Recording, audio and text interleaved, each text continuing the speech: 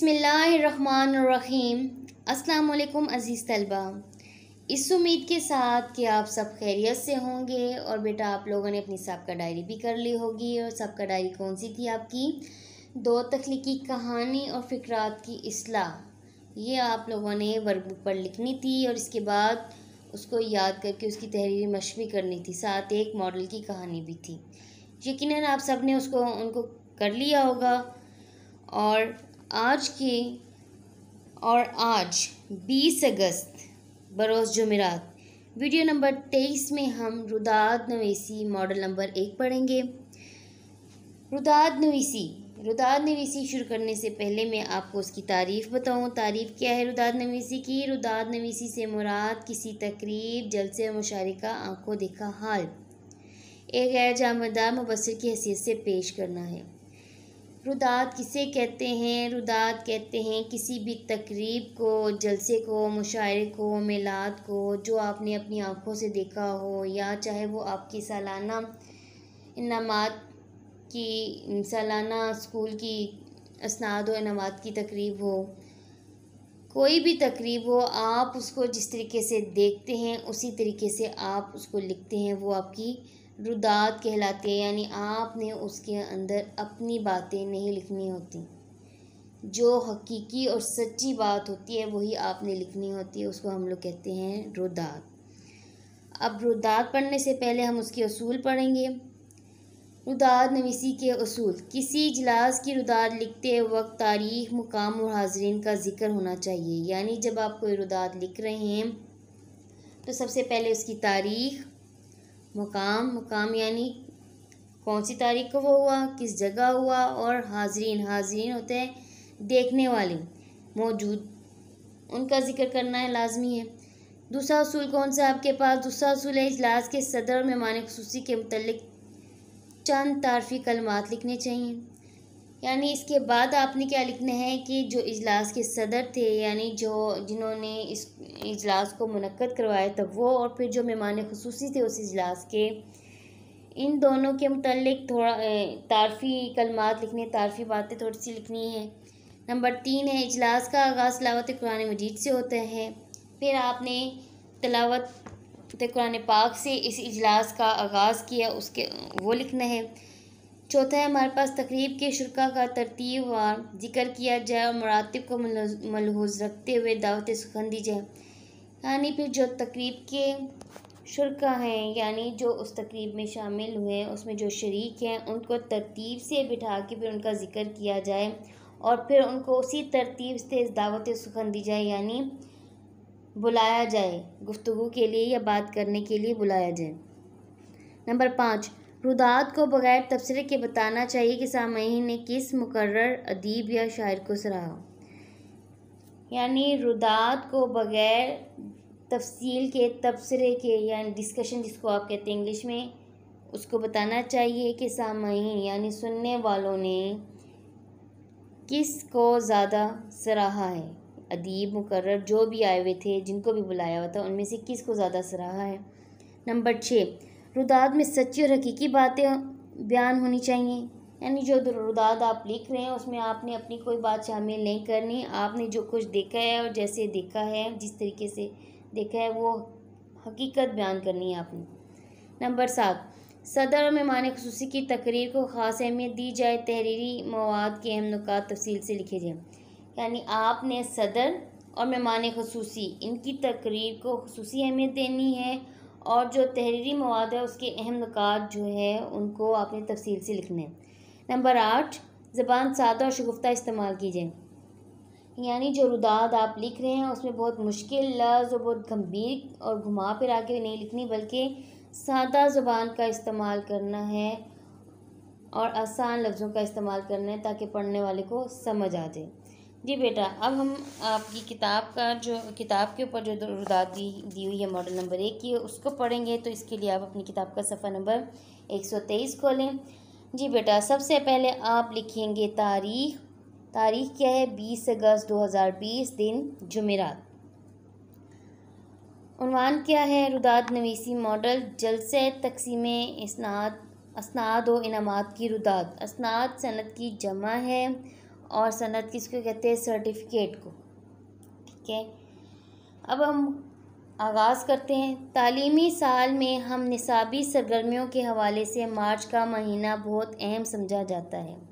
आप अपने स्कूल का हिसाब लगा लें कि तालीमी साल में हम निसाबी सरगर्मियों के हवाले से मार्च का महीना बहुत अहम समझा जाता है, क्योंकि इस महीने में तमाम निसाबी और गैर निसाबी सरगर्मियों में कामयाबी हासिल करने वाले तलबा में तकसीम इनामात और असनाद के लिए एक तकरीब का इनेकाद किया जाता है। तकरीब किसको कहते हैं? रस्म होती है, रीत होती है, इज्तिमा जहाँ पे बहुत से लोग जमा होते हैं। इनेकाद, मुनक्किद होना। क्या कह रहे हैं कि मार्च का महीना हमारे स्कूल में अहम हैसियत रखता है और अहमियत का हामिल होता है, क्योंकि उस महीने में हम निसाबी और गैर निसाबी सरगर्मियों में जिन बच्चों ने हिस्सा लिया होता है उनमें इनामात तकसीम करते हैं और असनाद देते हैं। यानी जिन बच्चों ने अव्वल, दवम और सवम पोजीशन ली हुई होती है, फर्स्ट सेकंड थर्ड आए थे, उनको भी इनामात दिए जाते हैं। और जो गैर निसाबी सरगर्मियों में हिस्सा लेते हैं, जैसे गेम्स में लेते हैं, स्पीच वगैरह में लेते हैं, डिबेट में लेते हैं, उनमें से कोई बच्चा अगर किसी ने हिस्सा लिया होता है और वो जीता हुआ होता है तो उसको असनाद और इनामात दिए जाते हैं। यानी ये महीना जो होता है मार्च वाला, उसमें हम कौन सी तकरीब? असनाद और इनामात, ये वाली तकरीब रखते हैं, क्योंकि इसमें हम बच्चों को इनामात और असनाद देते हैं। आगे देखें, रवायत को बरकरार रखते हुए इस साल भी हमारे स्कूल में ये जलसा 30 मार्च को मुनक्कद होना करार पाया। ठीक है, मुनक्किद, इनेकाद या पाने वाला। क्या बता रहे हैं? कह रहे हैं कि हर साल की तरह इस साल 30 मार्च को ये जलसा हमारे स्कूल में या ये तकरीब हमारे स्कूल में मुनक्किद हुई। इस जलसे की सदारत के लिए डायरेक्टर स्कूल रावलपिंडी बोर्ड को दावत दी गई। यानी सदारत चेयरमैनी या सदर नशीन। ठीक है, कह रहे हैं कि इस जलसे की सदारत के लिए किसको बुलाया गया था? डायरेक्टर स्कूल रावलपिंडी बोर्ड को दावत दी गई थी। इस खुशखबरी का नोटिस मिलते ही तलबा में खुशी की लहर दौड़ गई। यानी ये खबर जब बच्चों ने सुनी तो वो खुश हो गए। चंद दिन कबल ही असातिज़ा और नुमायां तलबा इस के खुसूसी इंतज़ामात में मगन हो गए। यानी चंद दिन पहले या कबल का मतलब है पहले, यानी चंद दिन पहले असातिज़ा और नुमायां तलबा यानी कुछ तलबा जो मखसूस थे, उन्होंने खुसूसी इंतज़ामात करना शुरू कर दिए इस तकरीब के हवाले से। उसमें मगन हो गए। पूरे स्कूल को दुल्हन की तरह सजाया गया। ज़ाहिर सी बात है, तकरीब थी स्कूल के अंदर, तो उसे साफ़ सुथरा किया गया और उस तकरीब के हवाले से उस तरीके से उसे सजाया गया। किसको? स्कूल को। स्कूल के सदर दरवाजे से हाल तक रास्ता रंग झंडियों से सजाया गया था। स्कूल के सदर यानी स्कूल का जो मेन गेट था, मेन दरवाज़ा था, वहाँ से लेके हाल तक जो रास्ता था उसको मुख्तलिफ रंग की झंडियों से सजाया गया था। स्कूल हाल को खुसूसी तौर पर बहुत खूबसूरती से अक़वाले ज़री से सजाया गया था और स्कूल हाल के अंदर जगह जगह अक़वाले ज़रीन लगाए गए थे, लिखे गए थे। चाहे नोटिस बोर्ड के ऊपर लगा दें, चाहे चार्ट के ऊपर लिख के लगा दें, जिस तरीके से भी लगा दें, यानी खूबसूरती से हाल के अंदर अक़वाले ज़रीन सजाई गई थी। जबकि स्टेज पर कायद-ए-आज़म और अल्लामा इकबाल की तस्वीर के साथ पाकिस्तानी झंडा लहराया गया था। इसके बाद क्या कह रहे हैं कि रंगारंग झंडियाँ भी लगाई गई थी, अक़वाले ज़रीन भी हाल में सजाए गए थे और अल्लामा इकबाल और कायद-ए-आज़म की तस्वीर भी लगाई और उनके साथ पाकिस्तानी झंडा भी लहराया। इस हाल में तमाम नुमाया रहनुमा तलबा साजा बहुत बेचैनी से मेहमान खुसूसी का इंतज़ार कर रहे थे। इस हाल में, कौन से हाल में? जिस हाल में इस तकरीब में होना था, वहाँ पर पहले से ही मौजूद जो तलबा थे, असातिज़ा थे, वो मेहमान खुसूसी का बेचैनी से, बेसब्री से इंतज़ार करते। प्रेस और ख़ास मेहमानों के लिए खुसूसी नशिस्तों का इंतज़ाम किया गया था। नशिस्तों यानी सीटों को, यानी इस तकरीब को देखने के लिए और प्रेस के लोग भी आए हुए थे, यानी मीडिया के लोग आए थे, अखबारात के लोग आए हुए थे जो फोकस करते, इनकी वीडियो बना रहे थे, पिक्चर्स ले रहे थे। उनके लिए स्पेशल एक साइड पे अलग कुर्सियां रखी गई थी ताकि वो वहाँ पर बैठ सकें। आगे है तकरीबन 10 बजे मेहमान खुसूसी के पुरतवा इस्तकबाल के साथ ही तकरीब का आगाज़ हुआ। यानी तकरीबन 10 बजे के करीब मेहमान खुसूसी आए और उनको एहतराम के साथ जो है तकरीब का एहतराम के साथ उनकी नशिस्त पर उन्हें बिठाया गया और फिर उस तकरीब का आगाज़ किया गया। स्टेट सेक्रेटरी के फ़राइज़ जमात दहम के मोहम्मद अली और हाफिज़ अब्दुल्ला ने अंजाम दिए। यानी स्टेज पर जो काम के फ़राइज़ थे, जो काम करने थे स्टेज पर, वो कौन से दो स्टूडेंट थे? 10th क्लास के स्टूडेंट थे मोहम्मद अली और हाफिज़ अब्दुल्ला, ये इन दोनों ने दिए थे। तकरीब का बाकायदा आगाज़ तिलावत कुरान पाक से हुआ।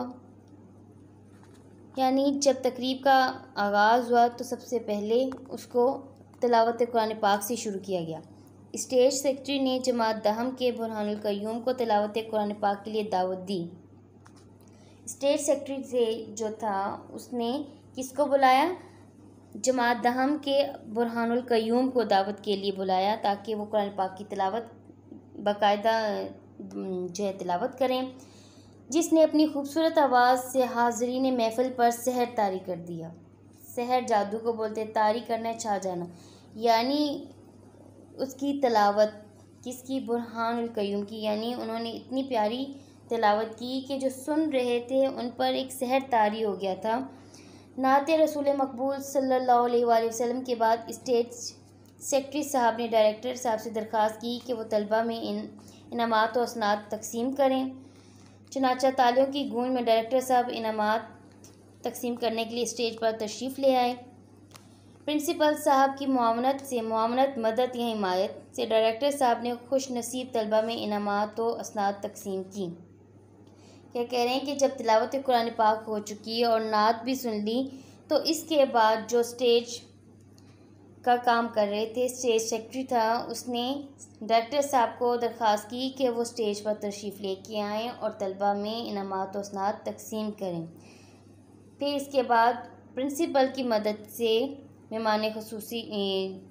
मदद से डायरेक्टर साहब ने खुश नसीब तलबा में इनामात तकसीम किए थे। आगे है इनामात का सिलसिला तकरीबन 1 घंटे तक जारी रहा, जिसके बाद मेहमान खुसूसी ने स्कूल की बेहतरीन कारकर्दगी उसको कहते हैं अच्छा काम, कारकर्दगी पर और खुश नसीब तलबा को मुबारकबाद पेश की। असातिज़ा की बेहतरीन कारकर्दगी पर इन्हें खिराज तहसीन पेश किया।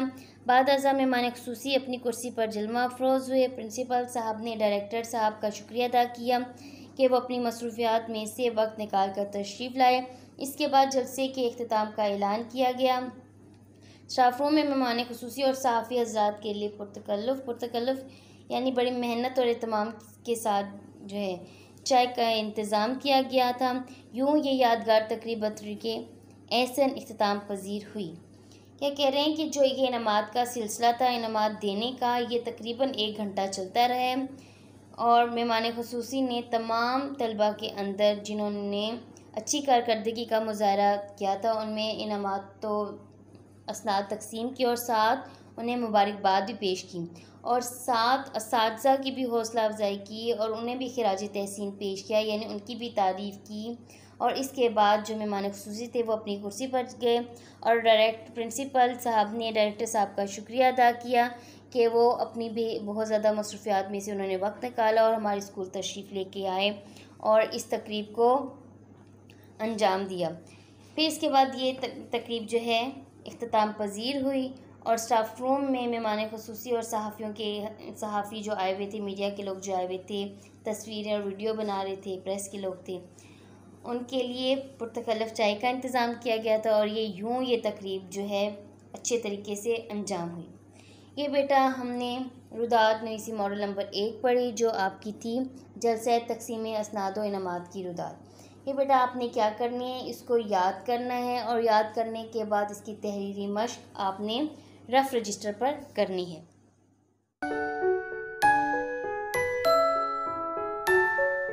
बिस्मिल्लाहिर्रहमानिर्रहीम। अस्सलाम वालेकुम अज़ीज़ तलबा। बेटा वीडियो नंबर 23 के दूसरे हिस्से में हम पढ़ेंगे आप बीती मॉडल नंबर 1। आप बीती आप बीती पढ़ने से पहले हम इसकी तारीफ पढ़ेंगे कि आप बीती किसे कहते हैं। आप बीती किसी शख्स का अपनी ज़िंदगी की सरगुज़िश्त अपने कलम से लिखना आप बीती कहलाता है। सरगुज़िश्त किसको बोलते हैं? माजरा, हाल या किस्सा, यानी किसी भी शख्स के ऊपर जो कुछ बीता हुआ है, जो कुछ गुजरा हुआ है, उसको वो अपने हाथ से, अपने कलम से खुद लिखे, वो आप बीती कहलाते हैं। यानी जो कुछ किसी शख्स पर बीते, इसे तहरीरी सूरत में कागज़ पर मुंतकिल कर दे, यानी लिख दे। आप बीती किसी इंसान की अपनी कहानी का दूसरा नाम है। आसान लफ्ज़ों में आप ये कह सकते हैं कि आप बीती किसी इंसान की अपनी कहानी का दूसरा नाम है। बात समझ में आ गई? अब हम आप बीती लिखने से पहले उसके असूलों को जानेंगे कि उसके कौन से असूल हैं, कि जब हम आप बीती लिखने बैठें तो हमें उसके असूल पता होने चाहिए और उनको मद्देनज़र रखकर हम आप बीती लिखें। जी, पहला है वुसअत मुताला। जिस कदर मुताला वसी होगा, इसी कदर बेहतर इज़हार ख़याल किया जा सकेगा। यानी आप जिस कदर मुताला करेंगे, आपका मुताला ज़्यादा होगा, वसी होगा, तो आप लिखने की ज़्यादा अच्छी सलाहियत रखेंगे। नंबर 2, मुशाहिदे की बारीकी। चीज़ों का मुशाहिदा होता है देखना, इर्द गिर्द की चीज़ों को, अपने इर्द गिर्द के माहौल को गौर से देखना और उनका जायज़ा करना। चीज़ों का मुशाहिदा और इनके बल पर आप बीती लिखना तहरीर को जानदार बना देगा। यानी आपकी ऑब्ज़र्वेशन जिस कदर आप कीन ऑब्ज़र्वर होंगे, यानी आप चीज़ों को बारीक बीनी से देखेंगे, इतनी ही अच्छी आपकी आप बीती होगी। नंबर 3, तख़य्युल का इस्तेमाल। तख़य्युल किसको कहते हैं? तसव्वुर को, ख़याल को। तसव्वुर का इस्तेमाल, तख़य्युल की बुलंद पर्वज़ी दरअसल बेजान और जानदार चीज़ों के मराहिल हयात के बयान में सबसे मौसर ज़रिया है। यानी जिस कदर आपका तख़य्युल, यानी आपकी सोचने की सलाहियत होगी, तो आप बेजान और जानदार चीज़ों के मराहिल हयात, यानी ज़िंदगी के अंदर जो उनके मराहिल हैं, जो दर्जा बदर्जा चल रहे हैं, उनको आप एक अच्छे तरीके से बयान कर सकेंगे। नंबर 4, बेजा क़ुव्वत मुतख़य्यला से परहेज़। क़ुव्वत मुतख़य्यला किसे कहते हैं? सोचने की जो क़ुव्वत होती है। परहेज़ इज्तनाब करना, यानी बहुत ज़्यादा सोचने की जो क़ुव्वत होती है, उससे गुरेज़ करना चाहिए। एक ख़ास हद तक तख़य्युल का इस्तेमाल दुरुस्त है, मगर बेजा मुबालगा अमेज़ियाँ इबारत को बेवज़न, नाकारा और गैर दिलचस्प बना सकती हैं। क्या कह रहे हैं कि जब आप बीती लिख रहे हैं तो आप सोच के लिखें, लेकिन इतना भी ज़्यादा ना सोचें कि उसके अंदर बहुत ज़्यादा मुबालगा आराइयाँ इस्तेमाल हो जाएं। मुबालगा किसको कहते हैं? किसी भी बात को बढ़ा चढ़ा कर बयान करना।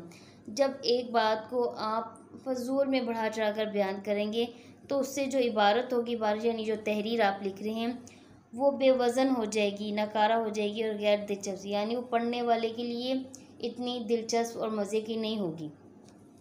नंबर 5, क़ुव्वत बयान ज़बान।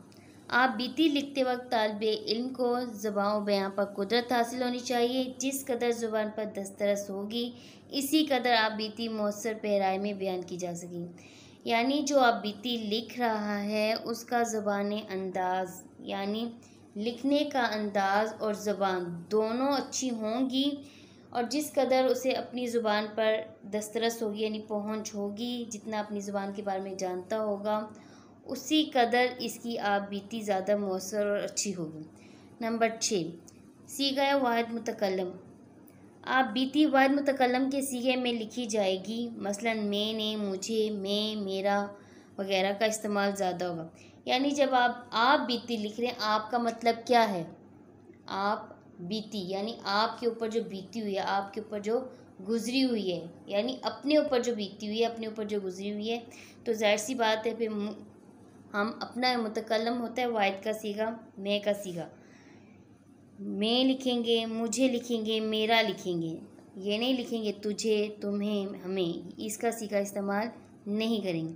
ये बेटा चंद असूल थे जो आप बीती लिखते वक्त आपने जहन नशीन करने हैं। अब हम आपकी जो निसाब में आप बीती आई हुई है, अब हम उसको पढ़ेंगे। इसके लिए बेटा आप अपनी किताब का सफ़ा नंबर 132 खोलें। जी बेटा, सबसे पहले आप ऊपर लिखेंगे तारीख 20 अगस्त 2020, दिन जुमेरात। उन्वान क्या है आपकी आप बीती का, जो मॉडल की नंबर 1 है, 1000 रुपये के नोट की आप बीती, यानी 1000 रुपये का नोट है। अगर उसको कहा जाए कि वो अपने बारे में लिखे कि उसके ऊपर क्या बीती है, तो आप जब लिखेंगे, जाहिर सी बात है, 1000 रुपया, वो तो जानदार नहीं, वो तो बेजान है, वो क्या लिखेगा। तो आपने अपने आप को 1000 रुपये का नोट समझकर उसके ऊपर लिखनी है। बात समझ में आ रही है? यानी आप समझे कि मैं 1000 रुपये का नोट हूँ और मैंने उसके ऊपर लिखना है। क्या लिखना है? यानी मैं 1000 रुपये का नोट हूँ। अगर मैं 1000 रुपये का नोट हूँ तो मेरे ऊपर क्या गुजरती है और क्या गुजरी है वो लिखेंगे। तो आगाज़ करते हैं हम अपनी आप बीती का। जी, सबसे पहले क्या है, मैं 1000 रुपये का नोट हूँ। मैं का सिगा आपने पीछे पढ़ा था ना उसूल में कि मैं का सिगा इस्तेमाल करना है आपने, तो यहाँ पर देखिए मैं का सिगा इस्तेमाल हुआ है। मैं 1000 रुपये का नोट हूँ, 2 साल पहले की बात है, मैं नया मशीन से निकला। यानी शुरू से बता रहा है नोट कि मैं कैसे जो कुछ मेरे ऊपर बीती है उसके बारे में। 2 साल पहले की बात है, मैं नया मशीन से निकला। मेरा रंग रूप देखने के लायक था। यानी जाहिर सी बात है, जब नया नोट होता है उसकी और ही अट्रैक्शन होती है, कशिश होती है, वो ज़्यादा अच्छा लगता है। मुझ पर बहुत से नक्श व निगार, बानी पाकिस्तान कायद आज़म की तस्वीर, मालियत के हिंसे नंबर और स्टेट बैंक ऑफ पाकिस्तान और हुस्न रिस्क इलाल इबादत है के अल्फाज चमक रहे थे। क्या बता रहा है ये नोट अपने बारे में कि मैं 1000 रुपये का नोट हूँ और जब मैं 2 साल पहले मशीन से बन के निकला, बाहर आया, तो मेरा रंग रूप देखने के काबिल था, देखने के लायक था कि मैं बहुत प्यारा लग रहा था। मुझ पर बहुत से नक्श व निगार, अगर आपने 1000 रुपये का नोट देखा हुआ है तो जो बातें यहाँ पर लिखी हुई हैं वो सारी की सारी उसके ऊपर लिखी हुई हैं। तो वो क्या बता रहा है कि मेरे ऊपर नक्श व निगार थे। नक्श व निगार क्या थे? बानी पाकिस्तान कायद आज़म की तस्वीर, कायद आज़म की तस्वीर उसके ऊपर बनी हुई थी। मालियत के हिस्से, यानी मैं कितनी मालियत का हूँ, यानी मैं कितने का नोट हूँ, 5 का हूँ, 50 का हूँ, 1000 का हूँ, 100 का हूँ, 10 का हूँ, 50 का हूँ, 20 का हूँ। यानी मालियत ये वाली चीज़ है कि मैं कितनी मालियत का हूँ। मालियत के हिस्से यानी 1000 रुपये का नोट बता रहे हैं ना, तो फिर जाहिर सी बात है 1000 का हिस्सा लिखा हुआ होगा। नंबर और state bank of Pakistan, number जो इनके दिए हुए होते हैं नोट के किनारे कॉर्नर पर, वो बता रहे हैं कि वो नंबर लिखा हुआ था। स्टेट बैंक ऑफ पाकिस्तान भी लिखा हुआ था और इसके अलावा हुस्न रिस्क हिलाल इबादत है ये भी लिखा हुआ है नोट के ऊपर। कह रहे कि ये सारी चीज़ें जो है मेरे ऊपर मौजूद थीं कि अल्फाज चमक रहे थे, मगर दीगर साथियों के साथ एक गड्डी में यकजा कर दिया गया। यानी कह रहा है कि जब बाकी साथी, जिस तरह बाकी साथी मेरे एक गठरी में बंधे हुए थे, मैं भी उनके साथ एक गठरी में बंधा हुआ था, यानी इकट्ठा हुआ था, और संदूकों में भरकर एक बड़ी अलमारी में रख दिया गया। कह रहे हैं कि मुझे मेरे साथियों के साथ गठरियों में बांधा गया और फिर एक बड़े संदूक में डाल के एक बड़ी अलमारी में रख दिया गया। हमने लोगों से सुना कि ये स्टेट बैंक है। जाहिर सी बात है वो सुन रहा होगा लोगों की, आगे पीछे के लोग जो बातें कर रहे हैं उनसे उसने सुना होगा। तो कह रहा है कि मैंने लोगों से सुना कि ये जो है इमारत ये कौन सी है, स्टेट बैंक की है। कुछ रोज़ हम वहीं आराम करते रहे, लेकिन हकीकत में मेरा दम घुट रहा था, जोर जोर दर्द कर रहा था। कह रहे हैं कि मैंने लोगों से सुना था कि ये जो इमारत है वो स्टेट बैंक की है। हम लोगों ने कुछ दिन वहाँ पे आराम किया, लेकिन हकीकत में मेरा दम घुट रहा था, यानी मेरा सांस रुक रहा था और मेरा जोर जोर दुख रहा था, यानी मेरा पूरा जो उसकी बॉडी है, वो पूरी जिस्म है उसका दर्द कर रहा था। यानी ये 1000 रुपये का नोट अपनी आप बीती बता रहा है कि मेरा अंग अंग दुख रहा था, दर्द कर रहा था। पर वो वक्त भी गुजर गया और हमें बैंक में पहुंचाया गया। वो वक्त कौन सा कि जब हम मशीन से निकले, फिर इसके बाद गठरियों में बांधे गए, फिर इसके बाद संदूकों में डाल के अलमारी में रखा गया स्टेट बैंक की, और उसके बाद हमें बैंक में पहुंचाया गया। ये पूरे मरहले का बता रहा है कि ये जो वक्त था ये सारा का सारा गुजर गया। बैंक एक इंतहाई खूबसूरत इमारत थी। बैंक एक इंतहाई खूबसूरत इमारत थी। अब ये किसी छोटे बैंक में आ गया होगा, इसलिए बात कर रहा है कि ये बैंक एक खूबसूरत इमारत थी। बहुत जल्द मुझे एटीएम के लिए मखसूस जगह पर डाल दिया गया।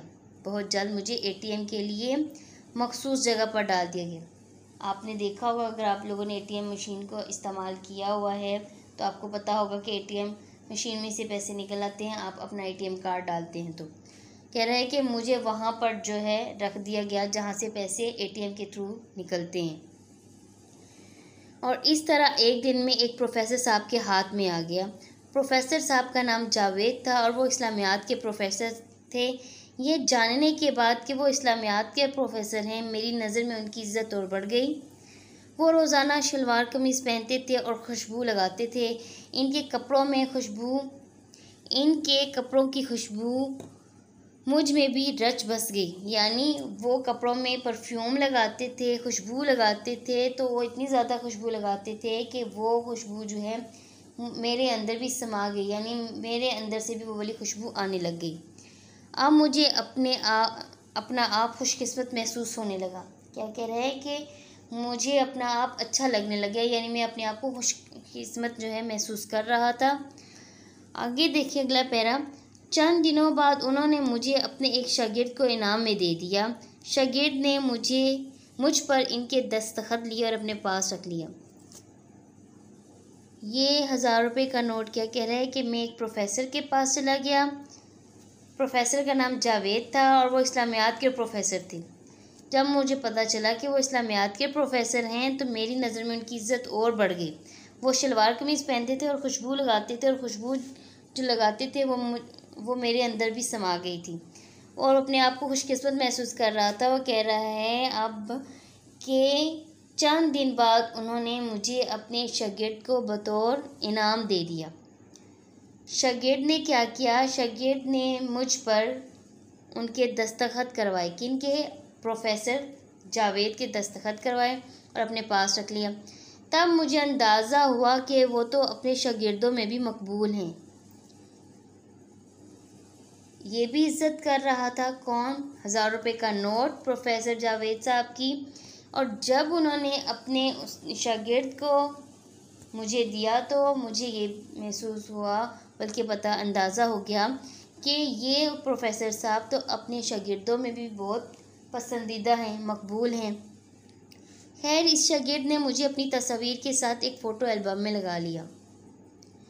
यानी इस शागिर्द ने मुझे क्या किया कि जहाँ पर इसकी अपनी तस्वीर थी उनके साथ मुझे फ़ोटो एल्बम में रख लिया और मुझे मेरी औकात से भी ज़्यादा इज़्ज़त दी। कह रहा है कि जितनी मेरी हैसियत थी मुझे उस हैसियत से ज़्यादा इसने मुझे इज़्ज़त दी, क्योंकि कभी मैं भी बड़ा नोट था और मेरी बहुत ठाट बाट थी। क्या कह रहा है? कह रहा है कि इसने मुझे मेरी हैसियत से ज़्यादा इज़्ज़त दी थी, क्योंकि वो वक्त था कि जब मैं बड़ा नोट हुआ करता था और मेरी भी बहुत ठाट बाट थी, बहुत ज़्यादा इज़्ज़त थी। लेकिन जब से 5000 का नोट आया है मैं अपने आप को कमतर महसूस कर रहा था। शागिर्द की बात कर रहा है कि इसने मुझे मेरी हैसियत से ज़्यादा इज़्ज़त दी है, क्योंकि मैं पहले बड़ा नोट था, मुझसे बड़ा कोई नोट नहीं था और मेरी बहुत ज़्यादा इज़्ज़त थी, वैल्यू थी। लेकिन जब से 5000 रुपये का नोट आया था मैं अपने आप को कमतर समझने लग गया था। क्यों? कि मुझसे भी बड़ा एक नोट आ गया है और मेरी हैसियत कम हो गई है। लेकिन जब से शागिर्द ने मुझे अपनी किताब में रखा तो मुझे अपनी इज़्ज़त और अहमियत का एहसास हुआ। क्या कह रहा है कि जब से इस शागिर्द ने मुझे अपने पास रखा हुआ है मुझे अपनी इज़्ज़त और अहमियत का एहसास हो गया है। वो मेरी इज़्ज़त करता है क्योंकि मैं इसके उस्ताद की तरफ से दिया गया एक तोहफ़ा हूँ। वो तालिब इल्म अब मुल्क का एक नामवर इंजीनियर है। मैं आज भी इस किताब के इसी सफ़े पर चस्पा हूँ, लेकिन मेरी ज़िंदगी अब बेमकसद है। अब मैं अकेला हूँ और इसी किताब का ही होकर रह गया हूँ। ये अब बता रहे हैं 1000 रुपये का नोट। कह रहे हैं कि जब उस शागिर्द ने मुझे अपनी किताब में रखा तो मुझे अपनी इज़्ज़त का एहसास हुआ और अहमियत का एहसास हुआ। कह रहे हैं कि उसने मेरी इज़्ज़त की क्योंकि मुझे उसे उस्ताद ने दिया था। यानी उसने अपने उस्ताद का जो तोहफ़ा था, जो मैं था, मुझे बहुत इज़्ज़त दी और अपने पास रख लिया। फ़ोटो की एल्बम में, तस्वीर जहाँ पे लगाई थी उस एल्बम में लगा दिया था। मैं एक तोहफ़ा था, इसलिए उसने मुझे संभाल के रखा। अब वो तालिब इल्म मुल्क का एक नामवर इंजीनियर है, लेकिन मैं इस किताब के एक सफ़े पर चस्पा हूँ। लेकिन मेरी हैसियत अब बेमकसद है क्योंकि मैं किताब का हिस्सा बन चुका हूँ या उस एल्बम का हिस्सा बन चुका हूँ जहाँ पर मुझे उसने डाला था। उसने गोया मुझे संभाल के रखा हुआ है क्योंकि मैं उसके उस्ताद का तोहफ़ा था, लेकिन मेरा जो मकसद था ज़िंदगी का वो ख़त्म हो चुका है और मैं अब अकेला हूँ और इसी एल्बम का, इसी किताब का ही होकर रह गया हूँ। जी बेटा, ये थी आपकी आप बीती 1000 रुपये की नोट की। इसकी हमने रीडिंग की। अब आपने बेटा क्या करना है, इसको याद करना है। याद करने के बाद आपने इसकी तहरीरी मश्क करनी है। तहरीरी मश्क इसलिए कहती हूँ ताकि आप याद करने के बाद जो आप लिखते हैं उसमें आपकी जो इमला की गलतियाँ होती हैं उनको दोबारा से आप ठीक कर लें। अब आपकी डायरी क्या है, रुदात जलसे तकसीम असनाद व इनामात प्लस आप बीती 1000 रुपये के नोट की को याद करें। नीज़ याद करके इनकी तहरीरी मश्क रफ़ रजिस्टर पर करें। और बेटा इसके बाद आपका है जायज़ा नंबर 7। जायज़ा नंबर 7 आपने क्या करना है, अपनी टेस्ट फ़ाइल के ऊपर करना है और ध्यान से करना है, नीट एंड क्लीन करना है। आपको पता है कि रिमूवर का इस्तेमाल आपने नहीं करना, कटिंग नहीं करनी, ओवर राइटिंग नहीं करनी, ऑब्जेक्टिव में ख़ास कर ये चीज़ें बिल्कुल नहीं करनी, इससे आपके नंबर कट जाते हैं। बाकायदा डेट एंड डे मेंशन करना है आपने और टेस्ट आपका उर्दू की टेस्ट फाइल पर जाएगा। बात समझ में आ गई है। आपने आप बीती और रुदात याद करनी है। याद करने के बाद उसकी तहरीरी मश्क करनी है और इसके बाद जो आपका जायज़ा नंबर 7 है उसको आपने टेस्ट फाइल के ऊपर करना है। ओके बेटा, अगली वीडियो तक के लिए अल्लाह हाफिज़, अस्सलाम वालेकुम।